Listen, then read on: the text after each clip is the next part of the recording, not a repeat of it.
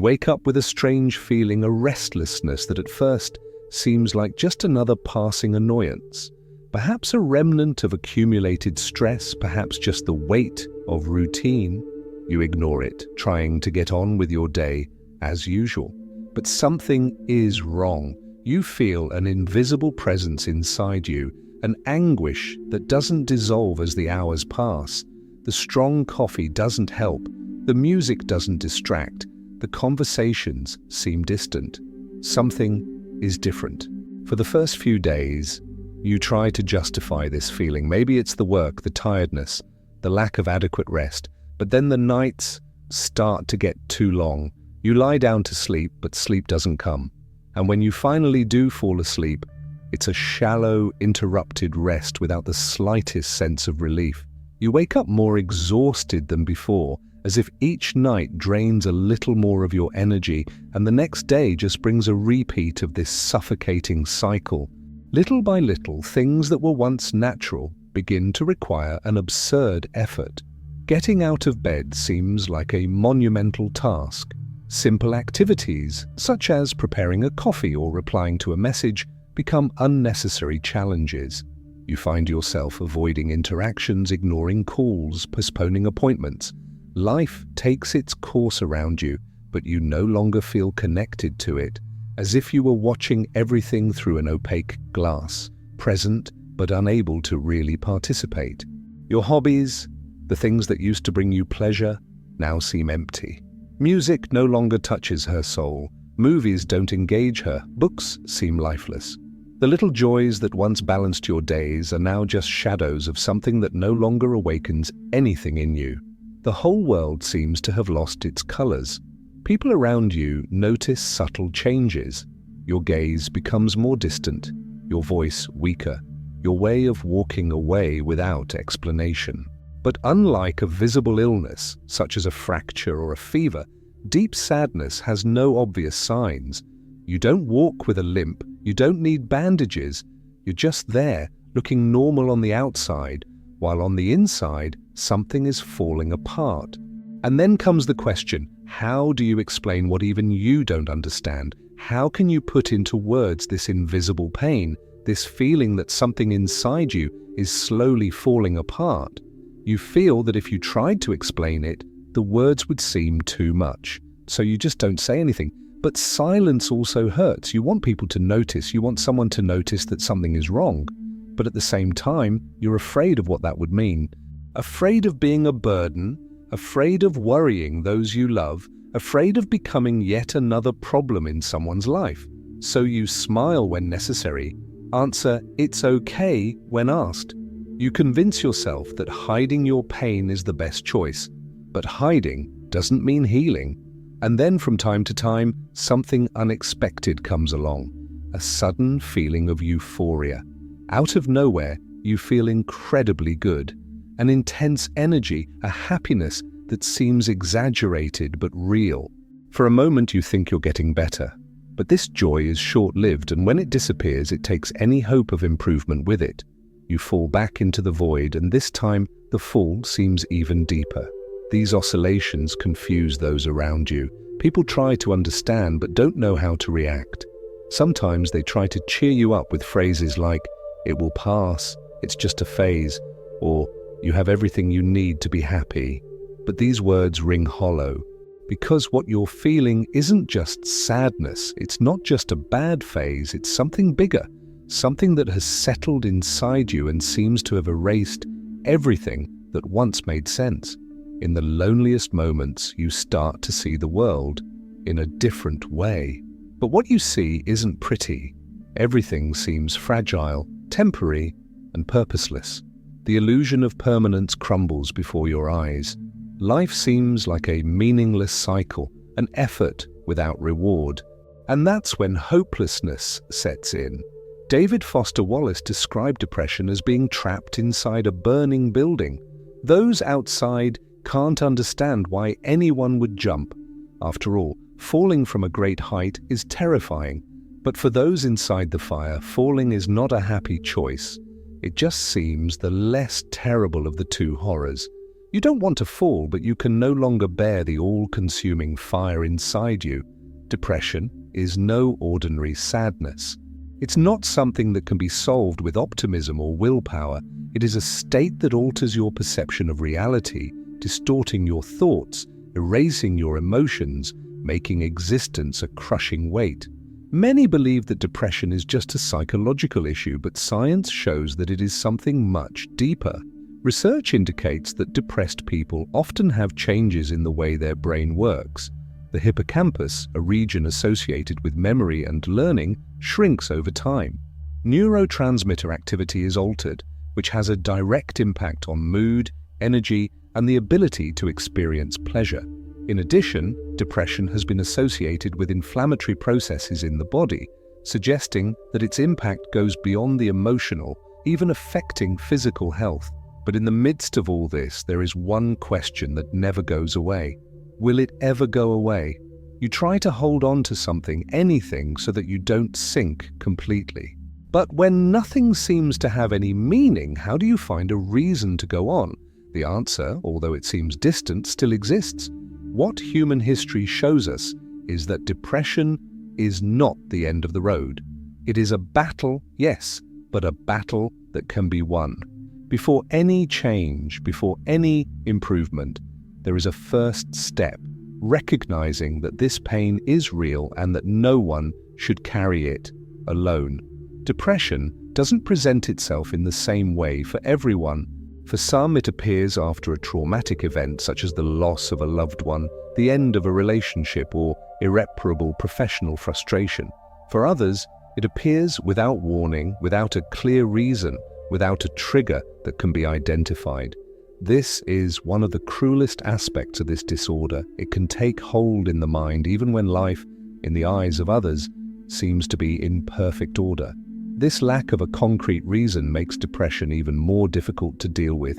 If there were a specific event to blame, it might be easier to deal with the suffering. But when the emptiness appears without explanation, the mind starts looking for justifications.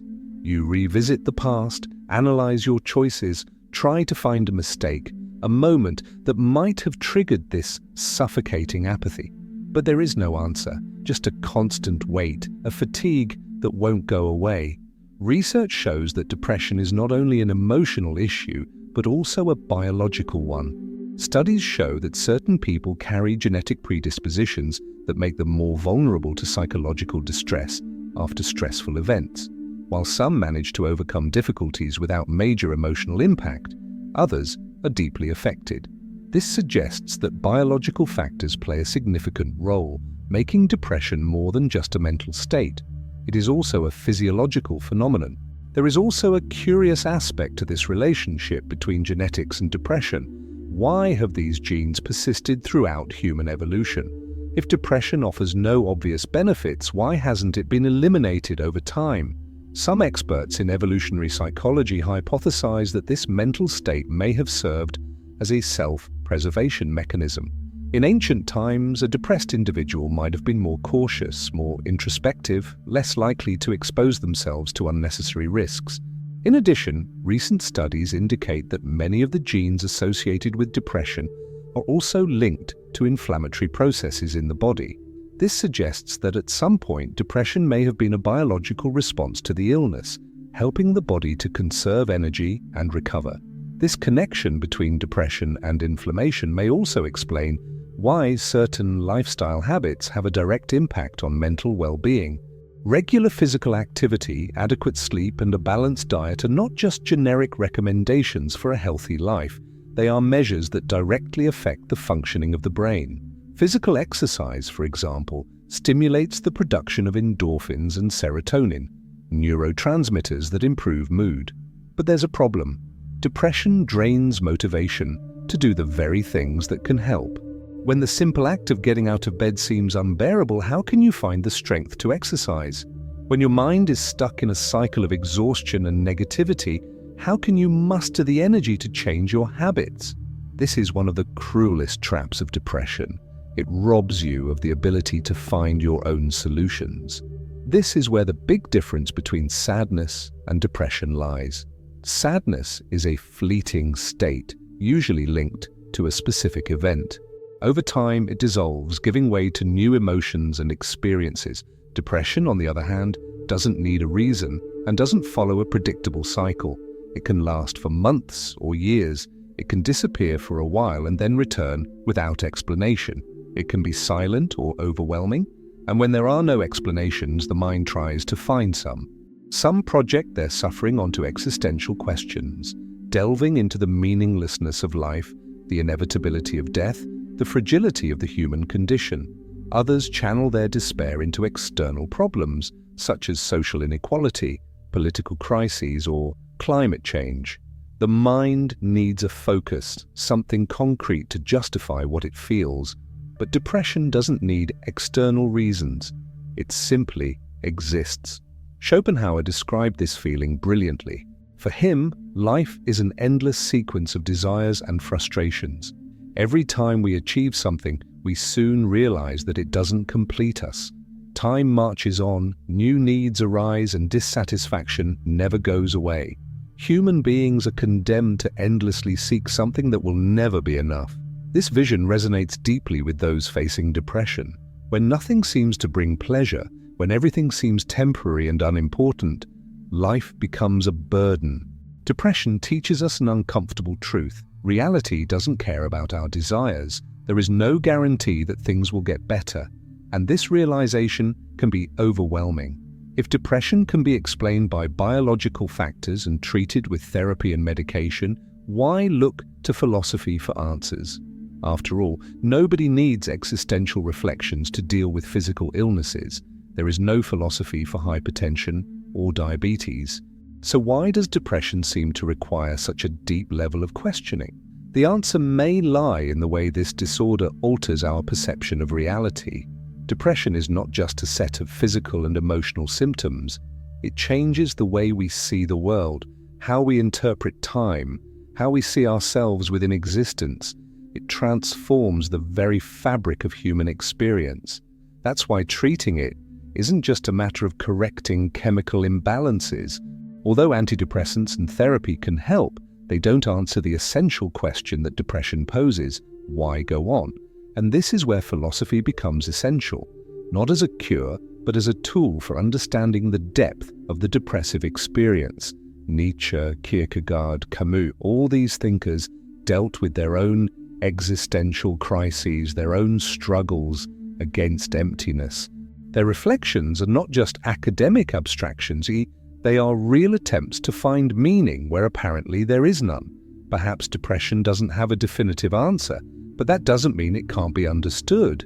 Depression has a peculiar characteristic. Not only does it alter the mood, but it also changes the way reality is perceived. The world remains the same, but everything seems different.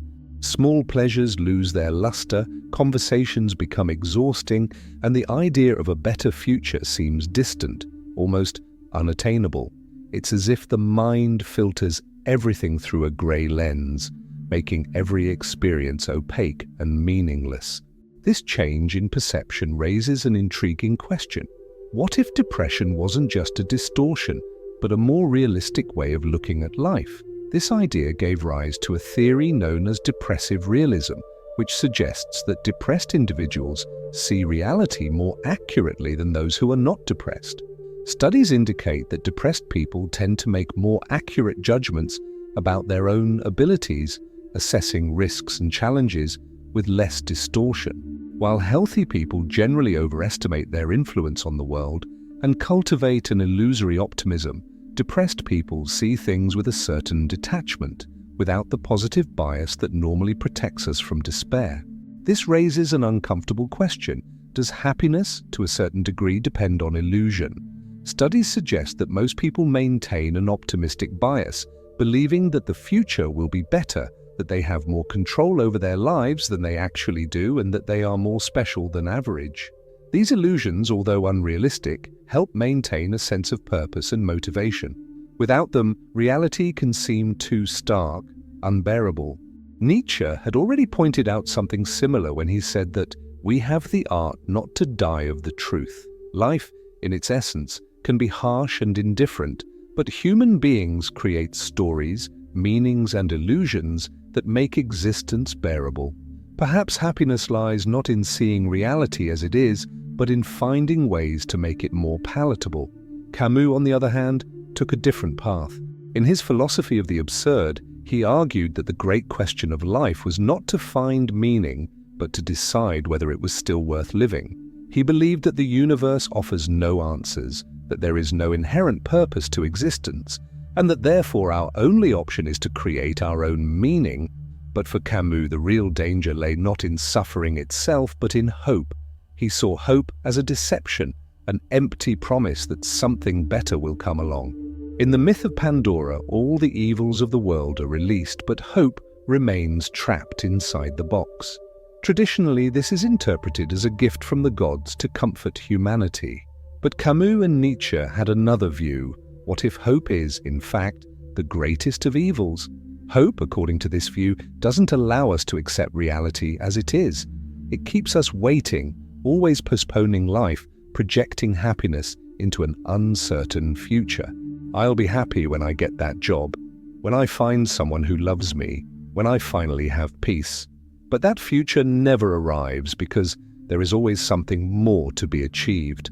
Camus believed that the path to an authentic life lay in abandoning this illusory hope and embracing life in the present, even without guarantees. He called this metaphysical revolt, living fully without needing external promises to justify existence. But is it really possible to live without hope? Can the human mind accept meaninglessness without creating some kind of illusion to soften the pain? Camus recognized that this was a difficult struggle. The natural tendency of human beings is to hope, to project, to dream. Even those who say they have abandoned all expectations still carry within them a small flame of hope. This contradiction has led some philosophers to develop an alternative concept: strange hope. Unlike traditional hope, which is based on an idealized future, strange hope is rooted in the present. It doesn't hope for a miracle, it doesn't project a perfect destiny. Instead, it recognizes that life may be hard, but it is still worth living. This idea is close to the philosophy of French existentialist Gabriel Marcel, who believed that true hope is not passive, but rather an act of resistance against despair. Marcel argued that human beings' biggest trap is trying to turn existence into a problem to be solved. When we feel empty, we look for something to fill that void: possessions, relationships, achievements. But this incessant search never brings real satisfaction. It just keeps us running after something that will never be enough. He differentiated between two types of issues: problems and mysteries. A problem is something external, objective, that can be solved with logic and reasoning. A mystery, on the other hand, cannot be solved in the same way because it involves the very person who questions it. Existence, according to Marcel, is not a problem to be solved, but a mystery to be lived. This perspective can change the way we look at depression. Instead of seeing it only as an obstacle to be overcome, perhaps we can see it as part of the mystery of existence. This doesn't mean that we should passively accept it, but rather that we can learn something from it. Depression forces us to question truths that we previously accepted without thinking. It forces us to look inwards, to face the emptiness without distractions. And as painful as this is, perhaps there is something valuable in this journey. If there is no objective meaning to life, then the only option is to build our own meaning, not a meaning based on distant promises, but on what we can do now. The question is not how to get out of depression, but how to carry on despite it. And perhaps that's the only possible answer. Gabriel Marcel argued that true hope does not lie in the expectation of a better future, but in the ability to exist fully, even when everything seems uncertain. For him, the great human trap is to treat life as a problem that needs to be solved. When we feel empty, we look for a solution, a new goal, a new relationship, a new distraction. But this search never completely satisfies us. It just keeps us stuck in a future promise that may never be fulfilled. That's the difference between problems and mysteries. A problem can be analyzed rationally and solved with effort, but a mystery is different. It cannot be separated from its questioner. The very identity of the individual is part of the question. Existence is not a problem to be solved, but a mystery to be lived. And perhaps depression works in the same way. If we treat it only as a problem to be eliminated, we can end up ignoring what it reveals about ourselves. This doesn't mean accepting suffering passively, but understanding that the fight against depression isn't just about eradicating symptoms, but about learning to live with this part of our existence. Modern society, however, teaches us otherwise. We live in a world that values productivity, efficiency, and happiness as mandatory goals. Sadness and introspection are seen as obstacles to be overcome quickly. If you're not doing well, it's because you need to try harder, change your mindset, and be more positive. But this thinking ignores the fact that pain is also part of the human experience. Depression forces us to face uncomfortable truths. It dismantles the illusions that keep us going. When everything seems meaningless, we start to question things we previously accepted without thinking. What really matters? Why do we keep going? What keeps us going? These questions don't have easy answers, but perhaps it is precisely in the search for these answers that we find new meaning. Nietzsche said that those who have a why for living can endure almost any how. Viktor Frankl, a psychiatrist and concentration camp survivor, took this idea further. He realized that those who could find meaning, however small, were more likely to endure suffering. For Frankl, the purpose of life does not lie in the absence of pain, but in the ability to assign meaning to it. This perspective leads us to another question. What if the problem isn't the pain itself, but what we do with it? If we accept that suffering is inevitable, perhaps we can learn to use it as an engine for something greater, rather than seeing it only as a burden. This doesn't mean romanticizing depression. Pain must be acknowledged and treated. But at the same time, it may be possible to find in it a point of reflection, a chance to rebuild one's relationship with existence. Philosophy doesn't offer a cure. It doesn't eliminate darkness, but perhaps it can help us navigate through it. If there's one thing that depression imposes on those who experience it, it's the need to find meaning in order to carry on. The question is not just how to get rid of the pain, but how to move on despite it. For many, this is a dilemma with no clear solution. When everything seems meaningless, how do you find the motivation to persist? When life itself becomes a burden, where do we find the strength to sustain it? Nietzsche believed that suffering is not something to be avoided, but integrated into the human experience. He rejected the idea that happiness should be the ultimate goal of life. Instead, he argued that we should transform our pain into something greater, use it as fuel for our growth. For him, the real challenge was not to escape the pain, but to find a way to dance with it. But how do you do that when depression drains you of all energy and will to move forward? How do you turn something that seems only destructive into something meaningful? This is where a central idea of existentialist philosophy comes in, the freedom to create your own meaning. Sartre argued that there is no predetermined purpose in life, no divine mission or fixed destiny. This may sound terrifying, but it also gives us power. If life has no imposed meaning, then we are free to construct one. This freedom, however, is not easy to bear. Many would prefer to have an already defined path, something that tells them exactly what to do. Depression often takes advantage of this uncertainty, whispering that nothing matters, that any effort is useless. But this is exactly where philosophy can offer a way out. Instead of waiting for external meaning, we can start to create small meanings within our own reality. It doesn't have to be something grand. It doesn't have to be a big mission. Sometimes the simple act of moving forward is already a form of resistance. Modern psychology reinforces this idea. Studies show that small changes in everyday life, such as establishing simple routines and finding creative forms of expression, can help alleviate the symptoms of depression.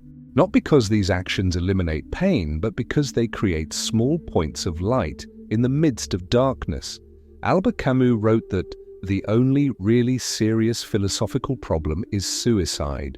For him, the great question of life was not to find a definitive answer, but to decide whether it was worth continuing. He didn't believe in a higher purpose, but rather in the beauty of the very experience of being alive. And perhaps that's exactly what depression robs those who experience it of, the ability to see beauty in the midst of chaos. But that doesn't mean that this beauty has disappeared. Maybe it's just hidden, waiting to be rediscovered. Depression doesn't erase beauty from the world, but it does make it seem unattainable. What once aroused interest and emotion now becomes indifferent.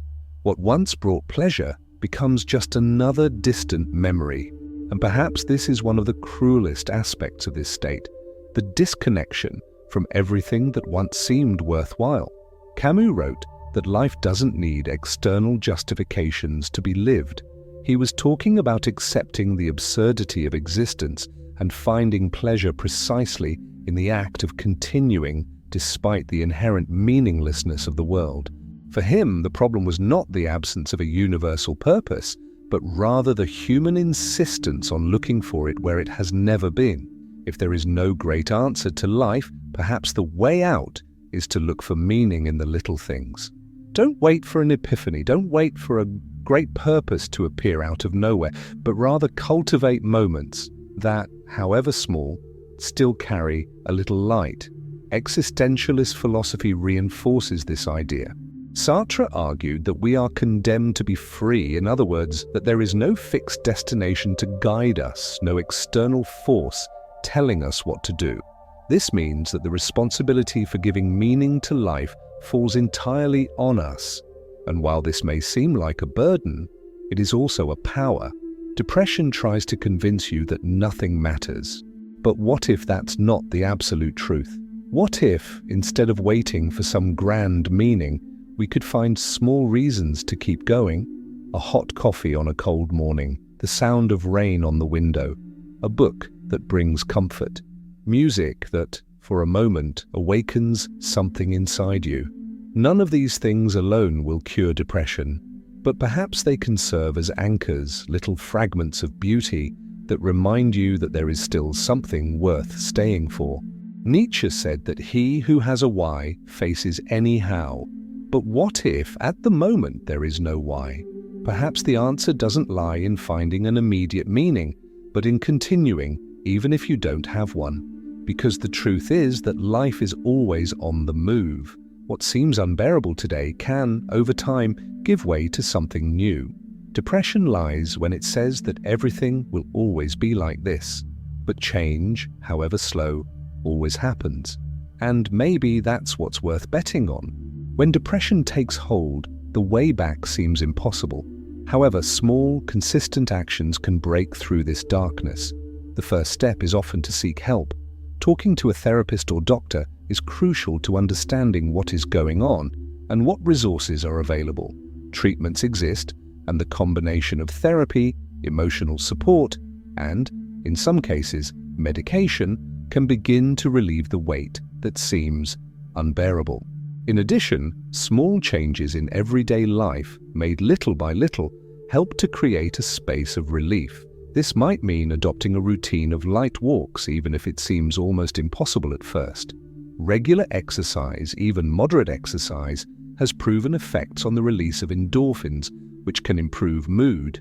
Maintaining regular sleep and eating schedules is another strategy that gradually stabilizes the body and mind.